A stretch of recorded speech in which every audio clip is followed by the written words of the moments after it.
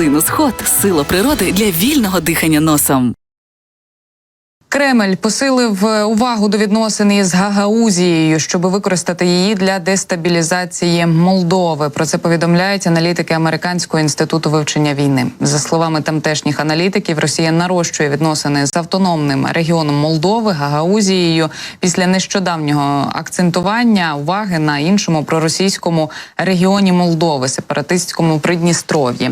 І це вказує на те, що Кремль сподівається використати обидва регіони для виправдання гібридних операцій, спрямованих на дестабілізацію і подальшу популяризацію Молдови напередодні переговорів про вступ країни до Євросоюзу і президентських виборів, які мають відбутися трохи пізніше 2024 року. Експерти звернули увагу на проросійську очільницю Гагаузії Євгенію Гуцул. 6 березня вона зустрілася з президентом Росії Владимиром Путіним у Сочі, де російський диктатор, цитую, пообіцяв підтримувати Гагаузію і гагаузький народ у захисті законних прав, повноважень і позицій на міжнародній арені. Десь ми з вами таке вже чули. Я ж нагадаю, напередодні президентка Молдови Майя Санду попередила, що Москва не зупиниться, якщо переможе в Україні і буде загрозою для решти Європи. Вона сказала про це, підписавши 7 березня двосторонній договір про оборону і співпрацю з Францією. Тим часом на тимчасово окупованих територіях росіяни справді активізували свою пропаганду. Пов'язано це, очевидно, з, знаєте, виборами без вибору президента Російської Федерації. У Маріуполі начебто відновлюють вокзал. Бачите, вони його самі зруйнували, а тепер от розказують, що відновлюють те, що самі ж і знищили. Умом Росію не понять. Вони самі так про себе говорять. В Бердянську тим часом відкрили начебто дитячий центр.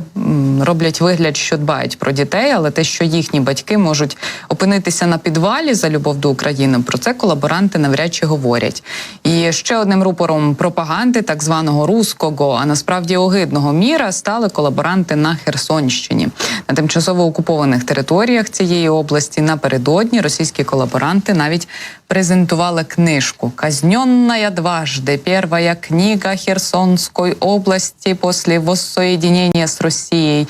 Пока в Україні сжигають книги, ми їх печатаємо». Про це пише гауляйтер Херсонщини і зрадник України Володимир Сальдо. Ну, звісно, так ми і повірили. Насправді ні.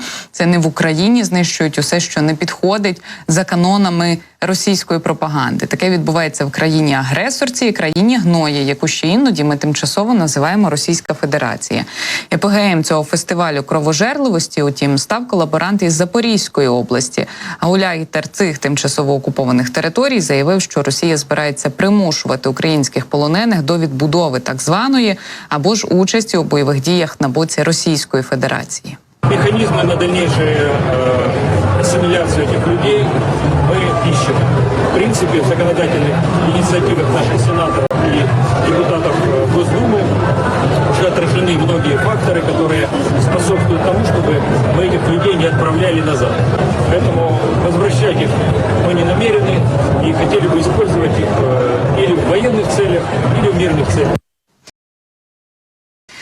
Це безпосередньо суперечить Женевській конвенції. Тисячі українських родин чекають на повернення своїх рідних із російського полону, чекають своїх рідних вдома. Ми з вами прекрасно знаємо, що Росії начхати на своїх, у лапках своїх, але й українські військові часто стають предметом пропаганди, і тут уповаємо хіба що на наші державні органи та країни, що долучаються до обмінів і продовжують тиснути на Росію у цьому плані.